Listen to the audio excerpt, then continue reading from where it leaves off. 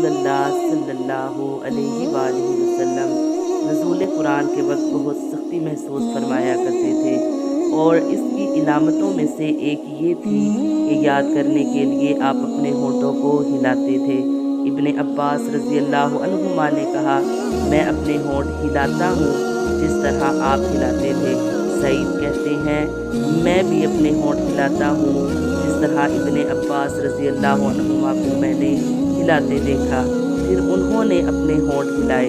इब्ने अब्बास रज़ी अल्लाह अन्हुमा ने कहा, फिर ये आयत उतरी कि ए मोहम्मद, कुरान को जल्द जल्द याद करने के लिए अपनी ज़ुबान ना हिलाओ, इसका जमा कर देना और पढ़ा देना हमारे ज़िम्मे है।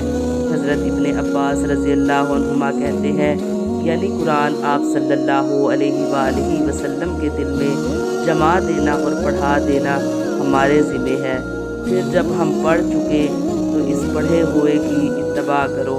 इब्ने अब्बास रज़ी अल्लाह अन्हुमा फरमाते हैं, इसका मतलब ये है कि आप इसको खामोशी के साथ सुनते रहो, इसके बाद मतलब समझा देना हमारे ज़िम्मे है। फिर यकीनन ये हमारी ज़िम्मेदारी है कि आप इसको पढ़ो, यानी इसको महफूज कर सको। चुनाचे इसके बाद जब आप सल्लल्लाहु अलैहि वसल्लम के पास हज़रत जिब्राईल अलैहिस्सलाम वही लेकर आते तो आप तवज्जो से सुनते।